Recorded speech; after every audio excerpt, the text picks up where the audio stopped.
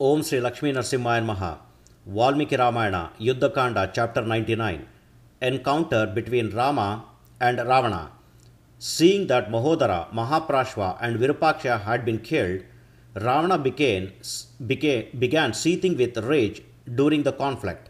He urged on his charioteer and spoke to him as follows: So it is said, by killing Rama and Lakshmana, I shall surely remove the sorrow caused by the slaughter of my ministers and the seas of Lanka.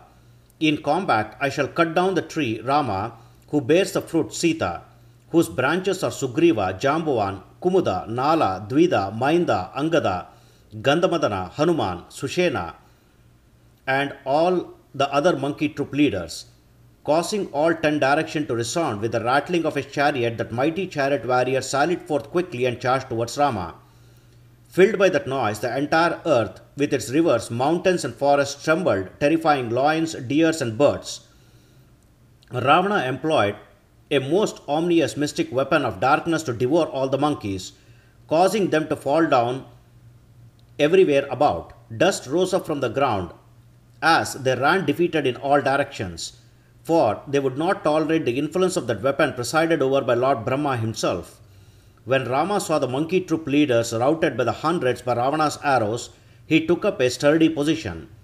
After driving away the monkey army, Ravana, the best of the Rakshasas, saw Rama, the defeater of enemies, standing unconquered with his brother Lakshmana, as Vishnu stood with Indra.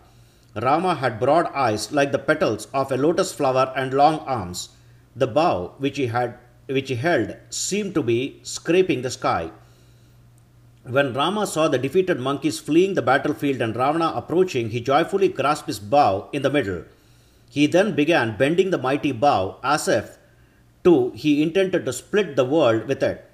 The sound of Ravana's volleys of arrows and of Rama's bowstring knocked over the Rakshasas by the hundreds. When Ravana came with the range of the two princes' arrows, he resembled the planet Rahu approaching the sun and the moon. Desiring to engage with Ravana in that first encounter, Lakshmana released from his bow sharp arrows that were like flames of fire. As soon as Lakshmana released those arrows, the passionate Ravana intercepted them in midair with his own arrows. Displaying his manual dexterity, Ravana split Lakshmana's arrows, 1 with 2, 1 with 1, 3 with 3, and 10 with 10. Passing by Lakshmana, Ravana approached Rama, who was standing firmly like a mountain on the battlefield.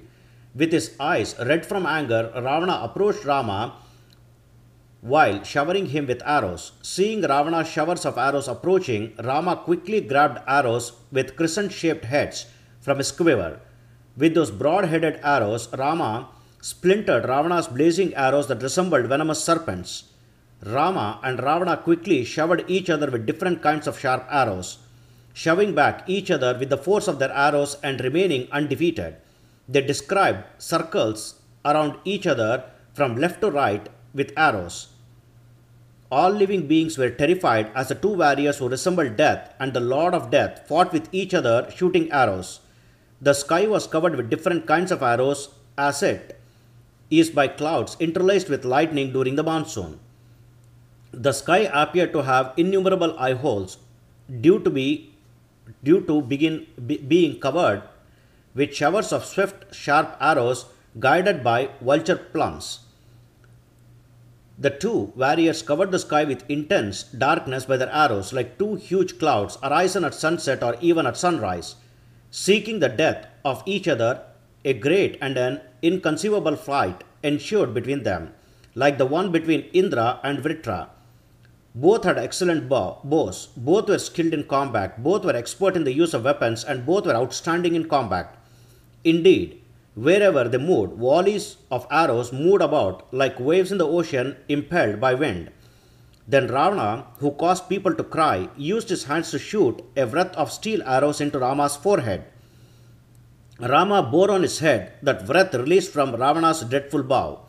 It shone like a blue lotus flower, and Rama was undisturbed by it. Thereafter, angrily as he was, Rama took more arrows and charged them by reciting mantras.